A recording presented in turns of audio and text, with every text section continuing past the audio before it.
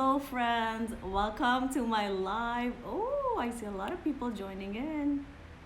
Thank you for coming, you guys. Today we will be doing live session, question and answer. And I will make sure today's session is informative, helpful, and fun. So I hope you all learn a few things here and there. There are three categories. So I got a lot of questions from photographer friends, brides, and some just from friends, which I will be putting in three different categories. So photography and business, which I got from photographer and entrepreneur friends. From brides, the questions I got, I put them in the weddings category, and a lot of personal questions I got, so I just put them in personal category. So let's get this party started. First question I'm gonna do is from photography and business category. I screenshotted them and I put them all on my laptop, so you will see me reading the questions at least, and then I will be answering them. So I hope you stay tuned. What's your favorite social media platform for business and personal use? I like this question.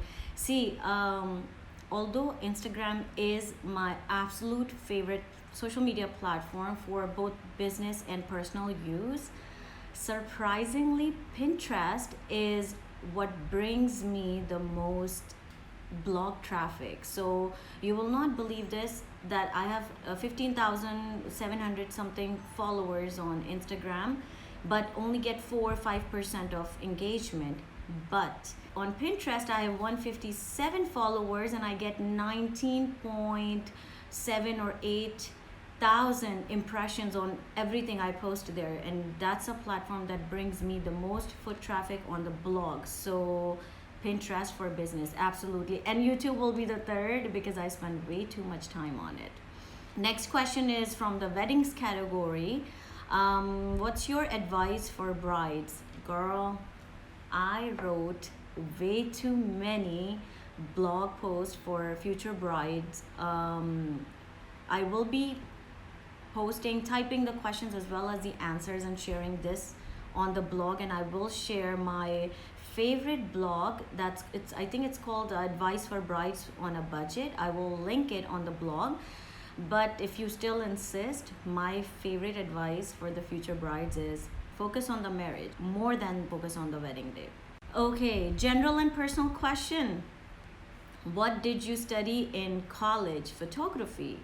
Not at all, actually. I went to Rutgers University in New Jersey on full scholarship, and I graduated with a bachelor's in two majors, marketing and management. So that's my expertise.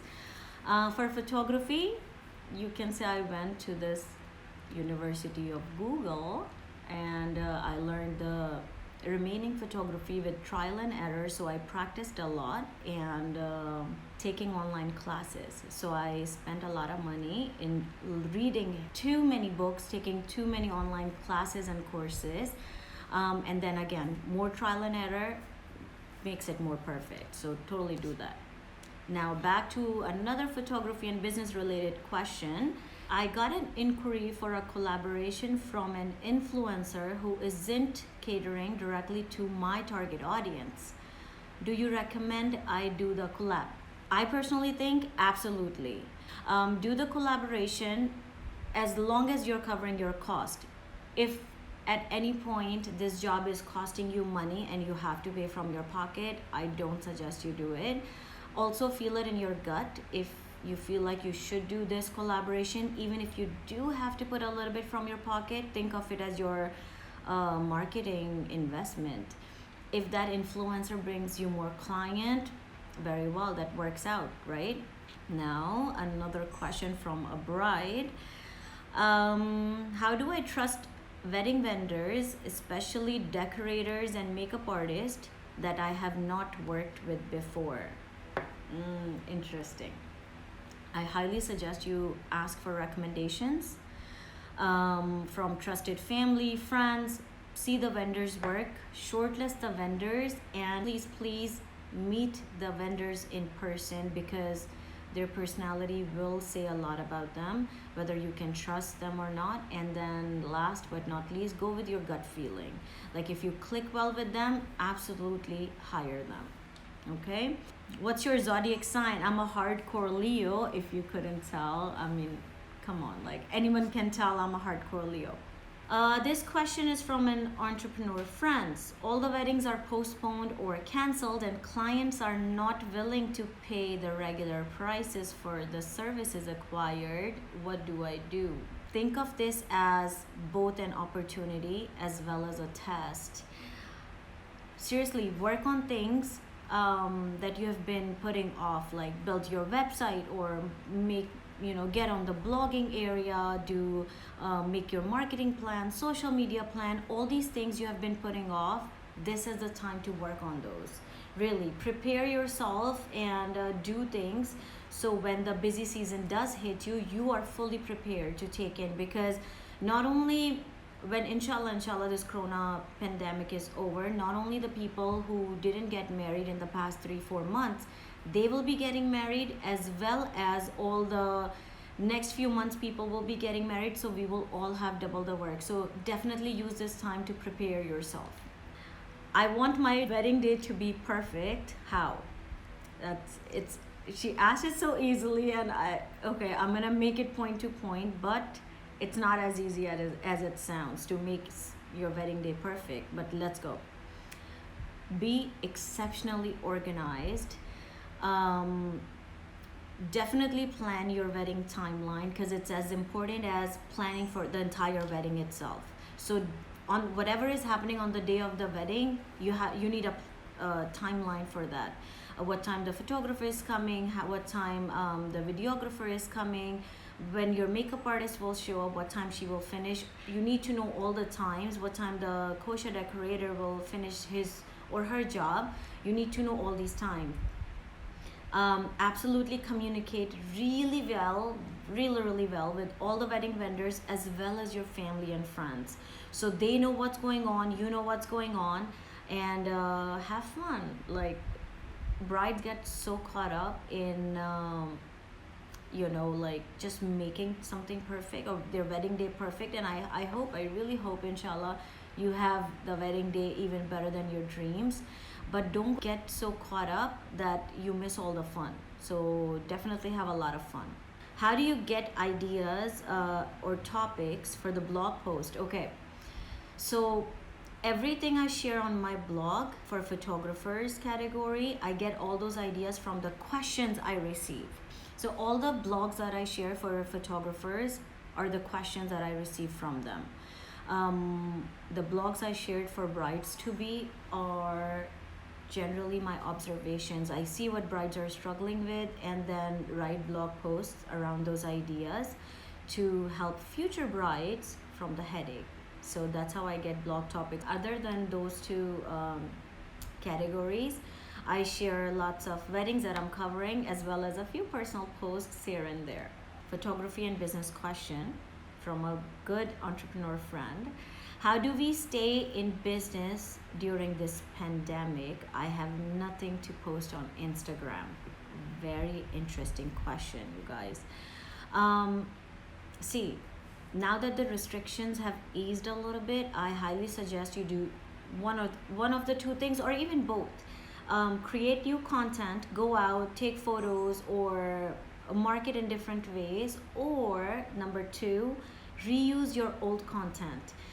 You might have seen on my Instagram post, I have had shared some old weddings on my IGTV, as well as on the feed, because I'm just reusing them, or either wishing my brides on their anniversaries, and just keeping my Instagram rolling, instead of just not showing up at all. So I'm still showing up, I'm still bringing old as well as new content to the blog, and writing captions just to keep my audience engaged. Also, only 4% of your Instagram audience sees your post, which means, for example, if 100 people are following you, only 4 people will get to see your post. So repost old material for the 96 people who haven't seen it yet, because there's a good chance it will go through new set of eyes. Have you bought followers? See, I honestly believe, I personally never had, because I strongly believe that other people have followers. I have friends, and you can't pay people to be your friend. So anybody who's following me on, whether it's Instagram, Facebook, anyone who subscribes to my YouTube channel, I didn't pay anybody or bots or companies to increase my followers, because that does nothing. In fact, it hurts your organic engagement, which means if if you hire someone to bump up your followers, those bots are, it just shows Instagram algorithm that you have, let's say, 30,000 followers, but only 50 people are liking your photos. It automatically shows Instagram that those are fake bots.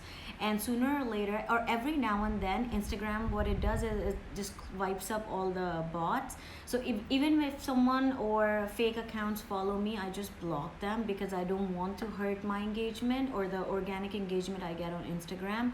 And I want to keep it real. I want to keep it authentic for people who are genuinely following me.